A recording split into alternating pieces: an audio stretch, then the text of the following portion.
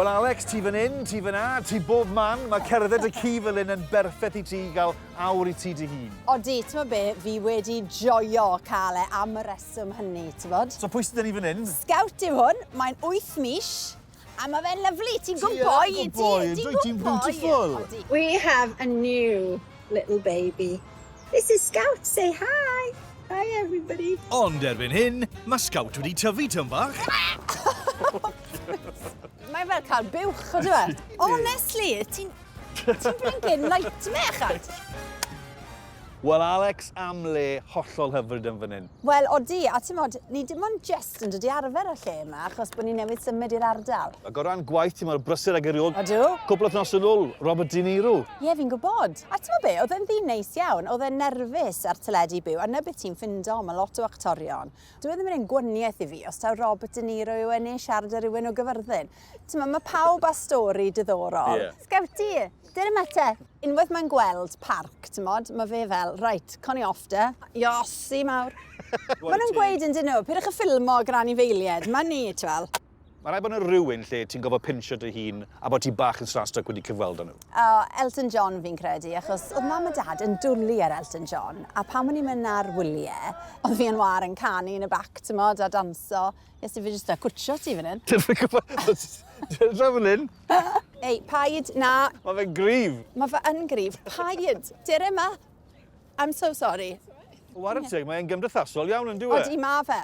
Dir yma. Yn ogystal â'r one show, wrth gwrs, mae'r podcast, Binge. Odi, Binge, gyda Harry. Would you prefer to be a traitor or a faithful? Traitor.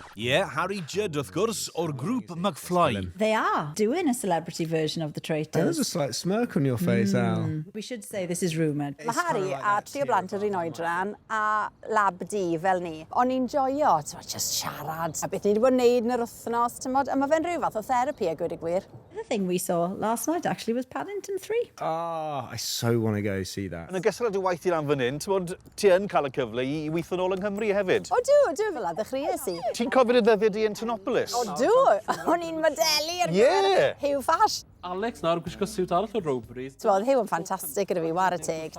Na bit dalodd am Prifysgol Aberystwyth a gwir y gwir. Beth ni wedi gwneud nawr gyda Alex, wrth gwrs, merch y gwfusau mor hardd a gwallt hir, jacket coch yn tynnu tipyn o sylw.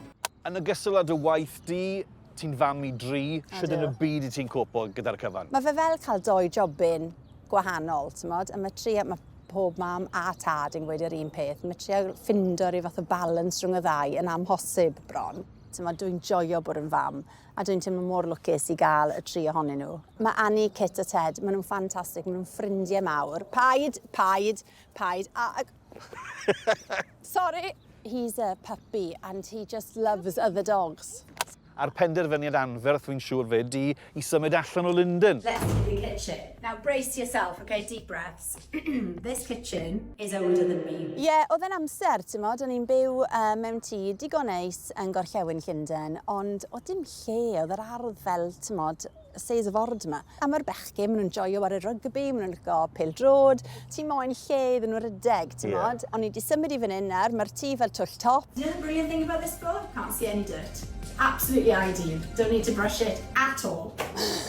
Gyda'r ci bach hyn, a mae cath fach dyn ni. Wel, Alex, oedd yn lyflu ddal y land y ti. Diolch, Rhodri. A phoboili ti gyda scout yn fan hyn yn tynnu ti o gwmpas y parc. Wel, mae'n cadw fi'n ffit, wel.